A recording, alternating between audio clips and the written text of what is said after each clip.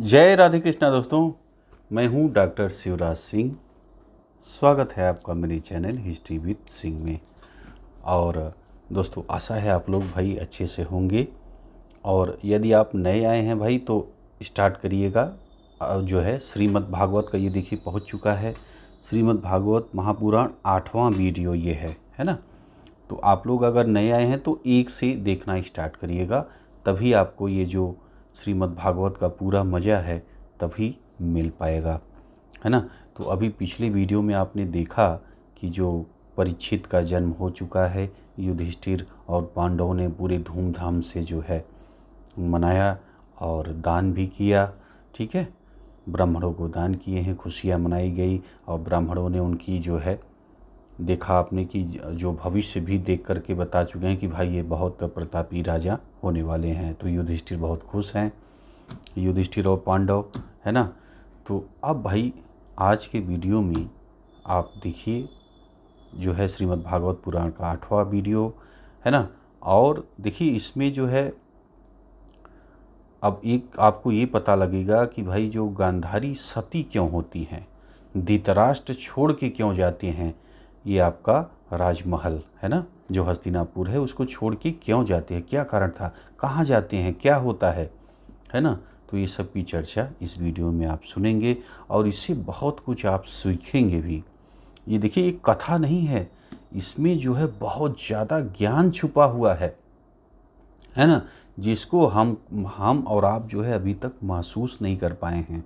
अभी तक जो हम लोगों ने सीरियल में देखा है ना, तो सीरियल में जैसे मैंने भी देखा है तो एक सीरियल की तरह, एक नाटक की तरह देखा है। लेकिन इसके जो रहस्य हैं, जो हमारे जीवन में जो घटनाएं ये होंगी आगे, आज हम जवान हैं कल बूढ़े होंगे, ख़त्म होंगे, नया जीवन होगा, ये सब होने वाला है। तो ये चीज़ यहाँ घट रही है। जो यहाँ इसमें जो आपके दिखाई दे रहे हैं, जो जो सदस्य हैं, ये घट रही है।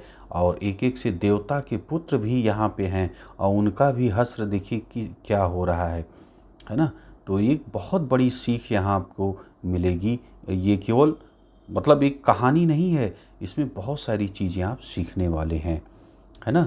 और भाई अच्छा आप लोग देख रहे हैं ढेर सारे वीडियो, आप लोग अगर अच्छा लगता है तो यार लाइक करिए। ठीक है, लाइक में कोई पेमेंट पैसा तो लगने वाला है नहीं, लेकिन जब आप लाइक करोगे ना तो उत्साह आ जाते हैं कि हाँ भाई और तेज़ी से आपके लिए वीडियो बनाएं।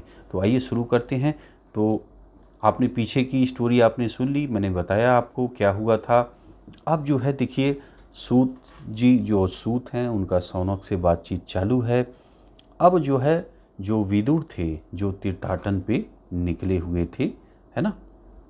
तो अपना पूरा हर जगह तीर्थ पे आपने देखा था कि महाभारत का जब युद्ध स्टार्ट हुआ था तो विदुर जी जो है तीर्थ करने निकल गए थे, क्योंकि उनको ये चीज़ बिल्कुल भी अच्छी नहीं लगी थी कि दुर्योधन जो है युद्ध को चालू ही करा दिया।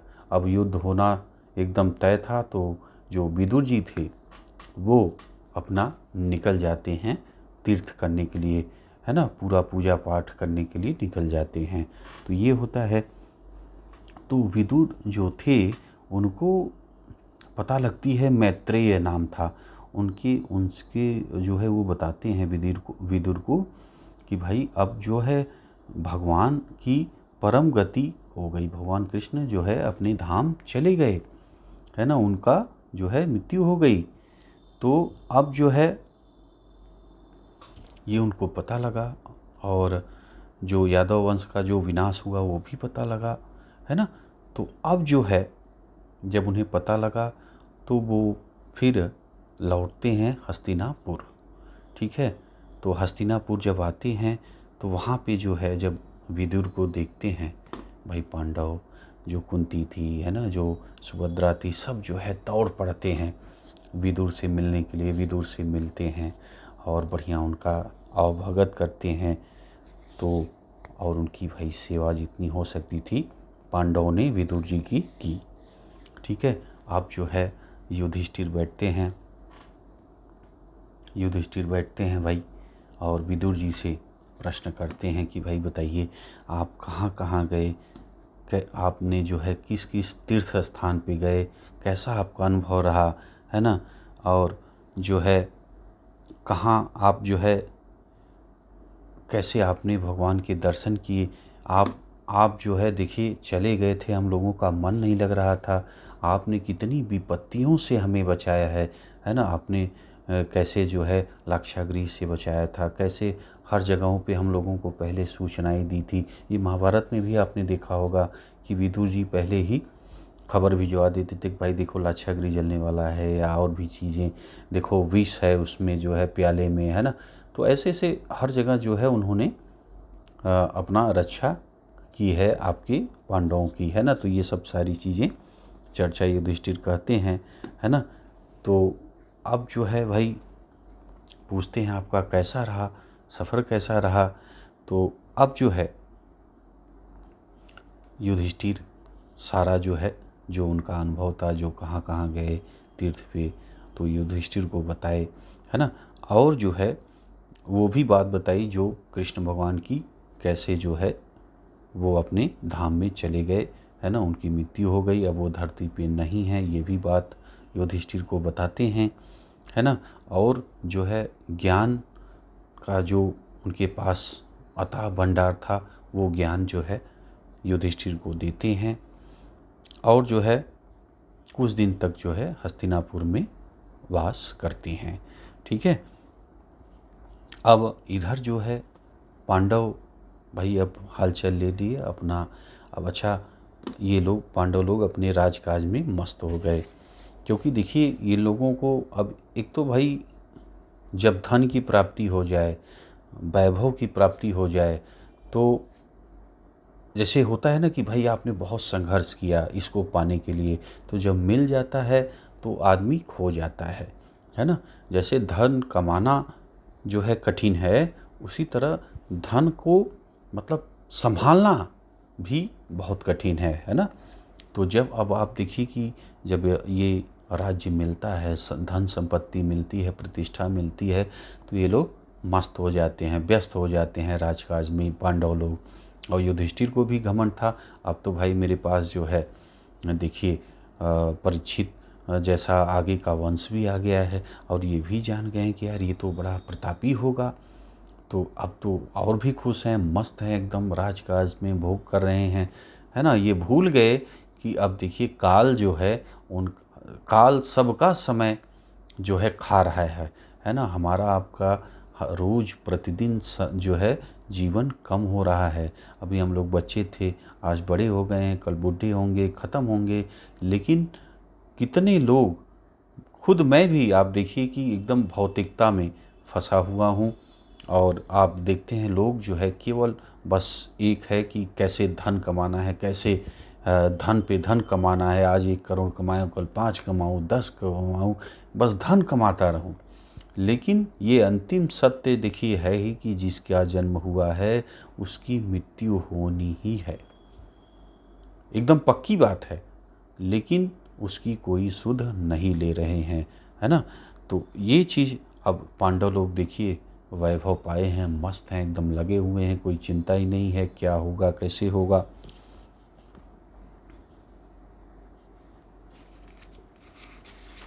उसके बाद आप देखिए विदुर जी जो थे वो तत्वज्ञानी थे। वो उनको भाई किसी जो धन संपत्ति के प्रति उनको ऐसा नहीं था कि धन संपत्ति में खो जाएं, है ना। कभी किसी में भी आसक्त होकर वो कभी भी लापरवाह नहीं हुए विदुर जी, है ना। अब जो है विदुर हस्तिनापुर में रुके थे, अब जाते हैं जो है धृतराष्ट्र से मिलते हैं। धृतराष्ट्र जो है महल में थी, और तो धृतराष्ट्र और गांधारी से धृतराष्ट्र से ही बात उनकी होती है। तो धृतराष्ट्र से बात होती है, धृतराष्ट्र और गांधारी मस्त अपना खा पी के पड़े हुए थे। तो विदुर जी उनको जो है एकांत में ले जाते हैं धृतराष्ट्र को, और कहते हैं कि आप जो है, तो भाई अब जो है विदुर जी एकांत में ले गए हैं, धृतराष्ट्र से बात करते हैं, कहते हैं कि मोहमाया के जंगल को जो जंजाल में आप पड़े हो उसे त्यागिए, अब समय आ गया है। बहुत बड़ा जो है, बहुत बड़ा जो आपकी विपदा आने वाली है आपके सर पे, है ना। तो अब जो है उससे आप बचिए भाई। जैसे अभी मैंने दोस्तों चर्चा करी आपसे कि देखिए समय जो है प्रतिदिन 24 घंटे जीवन के कम हो रहे हैं।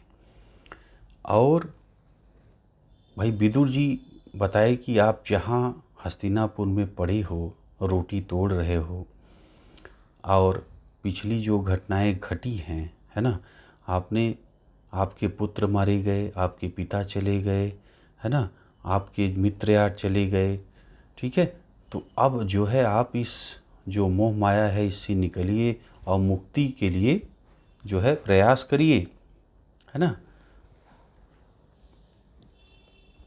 और देखिए आगे कहते हैं विदुर जी, हे प्रभु, जिसका प्रतिकार किसी तरह भी नहीं किया जा सकता, है ना, वही सर्वशक्ति संपन्न काल हम लोगों पर आ रहा है। तो विदुर जी कह रहे हैं कि भाई काल आ रहा है और उसका कोई प्रतिकार नहीं कर सकता। समय आया और जान गई, है ना। क्षण भर में जो है आप, जो अभी आप मिल रहे हैं, बात कर रहे हैं, क्षण भर में जान गई, सबसे अलग हो गए। और अब जो है समय आ गया है महाराज, अब उत्तर दिशा की ओर आप प्रस्थान करिए। ये सब किसी की काम में कुछ आने वाला नहीं है। और जो है जल्दी से यहाँ से आप जो है भाग चलिए। कलयुग आने वाला है, काल आने वाला है, और यहाँ जो है कुछ ही दिनों में मनुष्यों का धैर्य, दया, सद्गुणों को जो है लुप्त कर देगा, है ना। और जो है तो इस तरह जो है ज्ञान विदुर, जो विदुर जी थे, धृतराष्ट्र को देते हैं, समझाते हैं। उसके बाद फिर ये जो है आपका जब सो ही रहे थे पांडव सब, युधिष्ठिर भीम सब सो रहे थे, और भी महल की जो औरतें थी सो रहे थे, तो ये धीरे से जो है तीनों लोग निकल जाते हैं। धृतराष्ट्र, आपकी गांधारी, विदुर सब धीरे से निकल जाते हैं बिना किसी से बताए, है ना, क्योंकि अगर बताते तो जाने नहीं देते, है ना। तो अब भाई जो है ये लोग निकल गए। तो जब ये हिमालय की तरफ निकल गए धृतराष्ट्र, गांधारी और विदुर भी निकलते हैं भाई, अपने वो तीर्थ पे निकल गए। तो सुबह उठते हैं भाई, पहले अपना नहा धो कर की, और युधिष्ठिर का प्रतिदिन का जो है, जैसा कि श्रीमद् भागवत में लिखा है कि अपना ये उठते थे सुबह और नहा धो कर के पूजा पाठ, उसके बाद ब्राह्मणों को दान, है ना, ये सब करके फिर जाते थे पैर छूने के लिए आपके धृतराष्ट्र का, गांधारी का और सब जो बुजुर्ग थे। तो जब जाते हैं तो इनको पाते नहीं हैं। धृतराष्ट्र तो बड़ा परेशान हो जाते हैं, यहाँ वहाँ सब खुजवा लेते हैं, अरे कहाँ चले गए हमारे जो भाई बिना आँखों के हैं, ये धृतराष्ट्र कहाँ चले गए हैं, गांधारी कहाँ चली गई हैं। तो बड़ा परेशान होते हैं, सबसे पूछ डालते हैं, संजय से भी पूछ डालते हैं, है ना। संजय कौन है, जो महाभारत में पूरी जो लड़ाई का उनको वरदान दिए थे ना व्यास जी, तो अपनी आँखों से पूरी महाभारत की लड़ाई देखी थी, वही संजय से पूछते हैं कि भाई कहाँ चले गए, है ना। और ये भी था कि भाई उनकी आँख की जो दिव्य रोशनी थी वो महाभारत युद्ध तक ही सीमित थी। अब महाभारत का युद्ध समाप्त हुआ तो उनका जो दिव्य उन्हें रोशनी प्राप्त हुई थी वो चली गई थी, है ना। उनसे भी पूछते हैं युधिष्ठिर भाई कहाँ गए, वो भी नहीं बता पाते हैं कि भाई कहाँ चले गए। तो बड़ा परेशान बैठे रहते हैं। तब नारद जी आते हैं, और नारद जी जब आते हैं तो भाई पांडव लोग उनका खूब बढ़िया आदर सत्कार करते हैं, खिलाते पिलाते हैं, बढ़िया आसन पे बैठाते हैं, और पूछते हैं कि भाई हमारे जो धृतराष्ट्र हैं वो नहीं मिल रहे हैं, तो हम लोग क्या करें, हम बहुत परेशान हैं।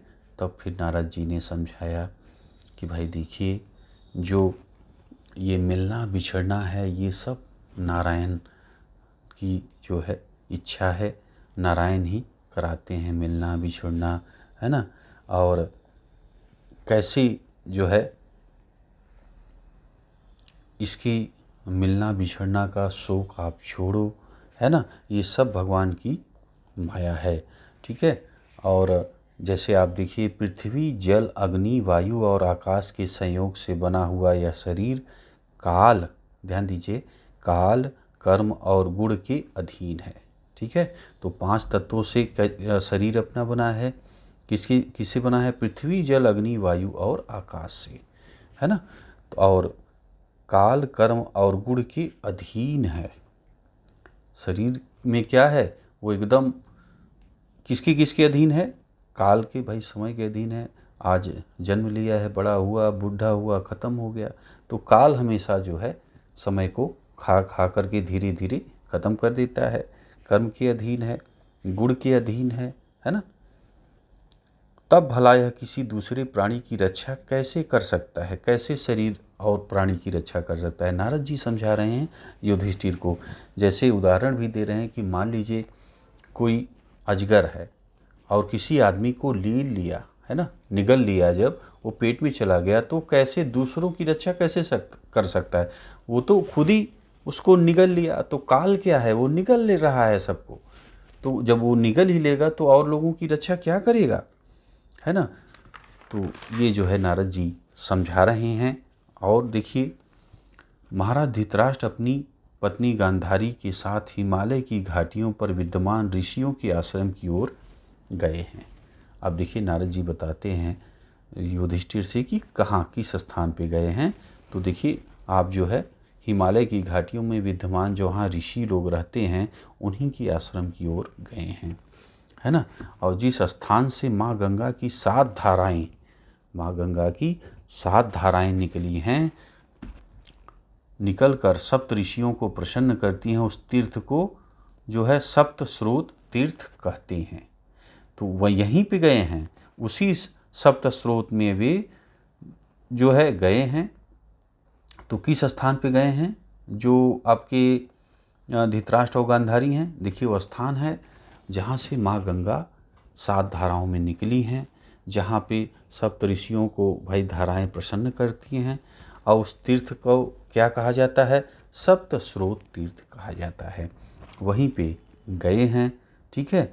और उसी स्थान पर जो है, जो सप्त स्रोत तीर्थ है, वहीं पे त्रिकाल स्नान जो है करते हैं। त्रिकाल स्नान दोस्तों यानी आपका सुबह, दोपहर, शाम, है ना। जैसे सूर्य नहीं निकला है या निकलने के 10 मिनट बाद तक ये जो है स्नान सुबह का हो गया, ऐसे आपका दोपहर 12 बजे का स्नान हो गया, ऐसे सूर्य के अस्त होने के 10 मिनट पहले या बाद, ये 3 जो है स्नान को त्रिकाल स्नान कहा गया है। ऐसा इंटरनेट पे हमें पढ़ने को मिला है, भाई वो मैं आपको बता दिया। अब देखिए, त्रिकाल स्नान तथा विधिवत अग्निहोत्र। तो इसमें अग्निहोत्र के बारे में पढ़ने को इंटरनेट पे देखने को मिला है कि भाई वो छोटा सा यज्ञ होता है जो हवन पूजा इत्यादि होता है। तो इसमें लिखा है कि जो धृतराष्ट्र हैं और गांधारी हैं, वो त्रिकाल स्नान कर रही हैं, विधिवत अग्निहोत्र करके केवल मतलब पानी पी रहे हैं, है ना। और इच्छाओं को दबा करके शांत मन से निवास कर रहे हैं, मतलब कोई भी इच्छा अब है ही नहीं उनको। यहाँ तक कि भोजन करना है, पानी पीना है, कुछ करना है नहीं, सारी इच्छाओं को उन्होंने ख़त्म कर दिया है। उन्होंने एकासन व्रत धारण करके श्वासों को जीत लिया है ना। और अपनी 6 इंद्रियों को वश में करके भगवान के भजन द्वारा सत्य रज तम इन 3 गुणों और विकारों को नष्ट कर डाला है ना। तो ये सब चीज़ जो है नारद जी युधिष्ठिर को बताते हैं कि भाई ये चीज़ हो रही है। और उसके बाद कहते हैं, देखिए, आत्मज्ञान मन और बुद्धि को एकत्र कर अपनी बुद्धि को उन्होंने ब्रह्मा में उसी तरह मिला दिया है जैसे कोई योगी घटाकाश, घड़े जितने स्थान जो होते हैं तो को विशाल पर्वत के महाकाश में मिला देता है ना। तो देखिए क्या क्या, अब जो उन्होंने जब ये लोग गए हैं तो अब मृत्यु से पहले देखिए क्या क्या वो लोग कार्य कर रहे हैं, कैसे उनको मुक्ति मिलेगी। तो आपने देखा कि कैसे जो है भगवान का भजन कर रही हैं, इंद्रियों पे नियंत्रण कर लिए हैं, भूख प्यास में देखिए केवल पानी पी रहे हैं। सत रज तम जो 3 गुण हैं, इसके बारे में मैंने डिटेल आपको भगवत गीता जो गीता है भगवान कृष्ण की है ना, उपदेश दिए हैं। तो गीता में मैंने पूरा डिटेल सत रज तम जो भगवान ने बताया वो मैंने आपको बताया है। ठीक है, तो तीनों गुणों के विकारों को नष्ट कर डाला है ना। और देखिए नारद जी क्या बता रहे हैं, युधिष्ठिर को कह रहे हैं, उन्होंने नेत्र आदि सभी इंद्रियों तथा मन को अपने वश में कर लिया है ना। क्या कर लिया है, उन्होंने नेत्र आदि सभी इंद्रियों तथा मन को अपने वश में कर लिया है ना। आहार विहार से उनकी इच्छा छूट चली है, अब उन्हें कोई किसी चीज़ की आवश्यकता नहीं है। माया के गुणों से छुटकारा पाकर वे खंभे की तरह निश्चल भाव से बैठे रहते हैं। अब एकदम मतलब शरीर नहीं है, एकदम खंभा चट्टान हो गया है, मतलब कोई उसमें हलचल नहीं है ना। और ही राजन, उनके इस सराहनीय उद्योग में आप विघ्न न डालें। अब कह रहे हैं कि भाई देखिए वो जो कार्य कर रहे हैं उसमें आप जो है कोई विघ्न न डालें, है ना। वे आज से 5वें दिन अपना शरीर त्याग देंगे। देखिए नारद जी ये भी बता रहे हैं, क्योंकि वो जानते हैं, वो सर्वकाल को जानते हैं, भूत भविष्य वर्तमान सब को जानते हैं नारद जी। तो बता दे रहे हैं कि देखिए अब जो है आज से आपका आज से 5वें दिन अपना शरीर त्याग देंगे धृतराष्ट्र, है ना। और वह कलेवर भस्म हो जाएगा। और क्या हो जाएगा, शरीर भस्म हो जाएगा। यदि आप सोचें कि उनके चले जाने पर मैं माता गांधारी को समझा बुझा कर यहाँ ले आऊँगा, तो यह भी नहीं हो सकता। क्यों नहीं हो सकता, ध्यान दीजिए। क्योंकि जब अग्नि द्वारा उसके पति का शरीर तथा कुटिया जल जाएगा, है ना। जब वो छोड़ेंगे तो शरीर अग्नि जलेगी और कुटिया जलने लगेगी, है ना। तब बाहर बैठी हुई उनकी साध्वी पत्नी गांधारी उसी आग में पति के साथ सती हो जाएंगी, है ना। तो ये नारद जी ने बताया। यदि आप विदुर को लौटाने की बात सोचें तो वह भी नहीं हो सकता।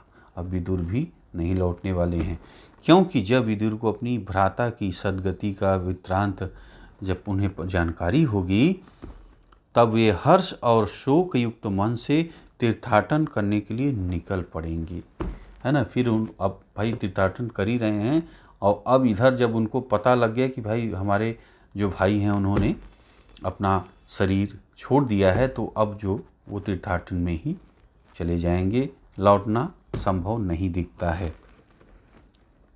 ऐसा कहकर नारद अपनी वीणा बजाते हुए आकाश मार्ग से स्वर्ग चले गए, और उनके कथानुसार धर्मराज युधिष्ठिर ने अपने हृदय का शोक दूर कर दिया।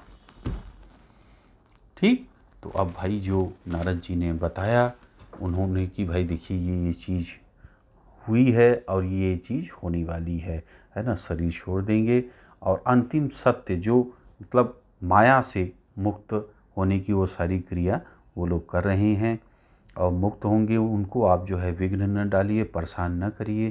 तो जब ये सारी बातें युधिष्ठिर को नारद जी ने बताया, तो जो है जो युधिष्ठिर का शोक था वो ख़त्म हो गया, है ना। तो बस दोस्तों ये वीडियो में आज इतना ही करते हैं, है ना, क्योंकि ज़्यादा बड़ा वीडियो हो जाएगा तो मज़ा नहीं आएगा। अगर आप लोग कहोगे, अगर कमेंट कहोगे कि और ज़्यादा आप लोग कहेंगे तो और ज़्यादा भी बड़ा बन सकता है। ठीक, तो दोस्तों बस आज का वीडियो इसी पे समाप्त करेंगे। और भाई अच्छा लगा यार तो लाइक करते हुए जाइएगा, शेयर करिएगा। मिलते हैं आपसे अगले वीडियो में। वीडियो आपने देखा इसके लिए आपका बहुत बहुत धन्यवाद। जय राधे कृष्णा।